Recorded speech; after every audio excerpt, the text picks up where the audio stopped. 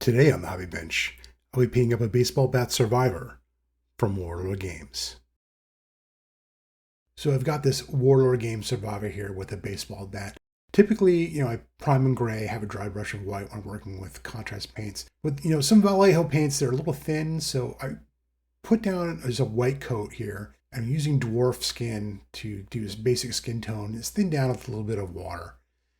And what I find, usually it works really just fine. They're opaque enough to work over a gray primer, it's dry brush white. But for some of these skins, colors especially, they're a little thinned down. So really you need to have that white tone, that white undertone to make that work. And this gives a pleasant ruddy color to them. And so I'm just going to, as I said, typically with working with these contrast paints, just give a nice thin, even coat. And, it's just a little bit more of a transparent color. So definitely need to have that white undercoat for it. You can see I've got a pretty good basic shade here, pretty good tone, a little bit ruddy of a flesh color, which I like. Now I'm going to be working on the jeans using Storm Blue. And I've covered this many times. I think that Storm Blue is just perfect for denim.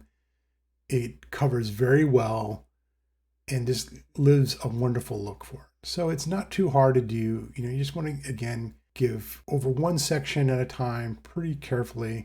The nice thing about these jeans especially, they've got quite a bit of detail on here, quite a bit of folds, a lot of creases, a lot of things that can catch the light.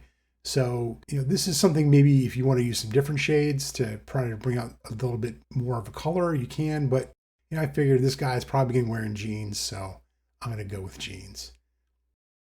You can see here, covers it pretty well, and I'll just be working one section at a time, just carefully going through there and give a nice even coat. And there you can see the jeans are finished and they just look great. I just love Storm Blue, works perfect for jeans. So now I'm going to be working on a shirt, trying to give a little bit of color. So I'm going to use Plague Green as a contrast paint here and just give it a nice quick coat. This is pretty opaque, covers pretty well. Don't necessarily have to thin it down too much. And I think one coat will just do fine. And just as I said, over and over again, just doing a nice even coat, trying to go through one section at a time. Sort of be careful here. Don't want to be necessarily dribbling into the skin or other areas that I've gone through. And I'll just give them a nice, simple coat using this Contrast Express paint.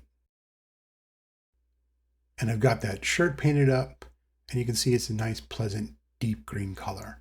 Gives a good color contrast there between the two, its jeans and his shirt. And now I'm going to be using Bag of Bones. I'm going to be using this for the baseball bat. I figured like a nice light wooden color would work for this one. Nothing too deep. So I'll be using that. And I'm also going to touch up a little bit of his hair too. Give him a little bit of a dirty blonde look, or like a light brown. And just go through the bat pretty carefully, trying not to get up under the skin, anything of that sort. And just give a nice even coat with this. And I think it gives a great look that you'd probably find for like a baseball bat, something that's a little bit lighter. So I've got that baseball bat done, and now I'll be moving on to the webbing and his holster. And for that, I'm going to be using Willow Bark. It's a little bit of a thin color. I like it for leather. I think it works pretty good. It's a nice leather color, pretty light beige, but I'm finding it's maybe a little thin. So I think that definitely want to probably consider maybe using two coats. So you can see one area there. I've already painted up his pistol holster and letting it, just dry a little bit. And we go ahead and working back and just giving it a second coat. And I think that's what probably makes this a little bit better. Just a little bit more of a deeper brown. Definitely going for possibly those two coats. I think that's the way to work with this. Now that I've got it painted up, I painted back his shoes and the hat white. I want to try to give it a better undertone working with some stuff there. And there I'll be using pale sand and just to give it a little bit of an off-white color. Now I'm going to go for the cap. I want to bring that out and really make that pop. So I'm going to be using plasma red for that. And that'll just bring out the brim. Something to, add a little bit more color to them. So I think just carefully working in there and hopefully just try not to get this all over the place. But just give a little bit of red there, just a little bit more of a nice shade, give it some pop.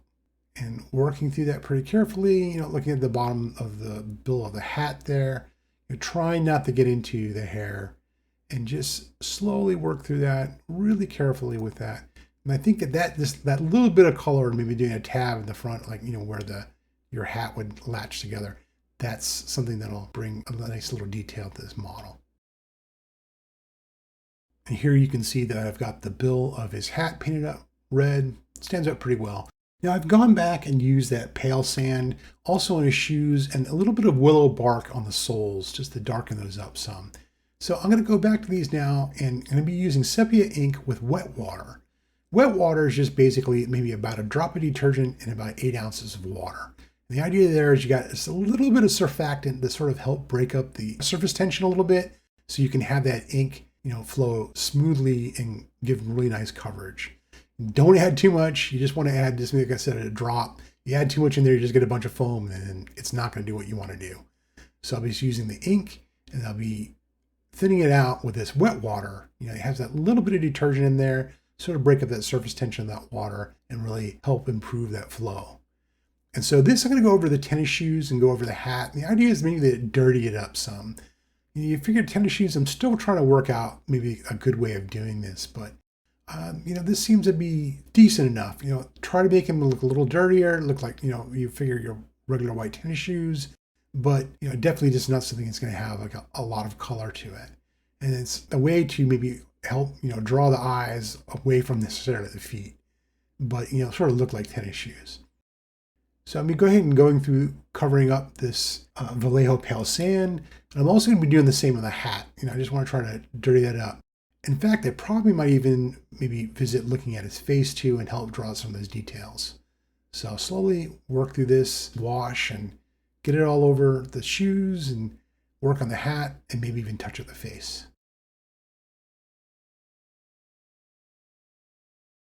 Quite frankly, you could probably say this model is done. And I like that sepia ink, sort of dirties up those shoes a little bit and doesn't make them stand out too much. And like I said, it's got a decent amount of detail. I'd say you could probably finish it, but I want to make that shirt stand out a little bit more. So in this case here, I'm going to be using Gunship green. And I've done this before. I think for the survivors especially, you want to add maybe just a little bit more color to these, try to bring out some depth. So in this case here, I'm going to really work on the highlights, the upper creases, just using this lighter green. This contrast paint covers up pretty well, and I do like it, and it gives a good shade, but I want to add just a little more depth to that and by using this Gunship green. So I'm just going to carefully go over a lot of the folds in his shirt and just try to highlight that out just a little bit more. This is actually pretty subtle here. Less really truly is more in this case here. You don't want to necessarily get it into the crevices and the creases of the shirt because, that's where you've got that nice deep green. You can see on the back here and some of the areas I've got, like the collar, work through that. On the shoulder, I'll give like a little bit of a stifling here effect just to bring out those highlights. And the areas I think we're going to catch the light and maybe it's thinned out a little bit more, I'm just going to accentuate that a bit, using this Gunship green.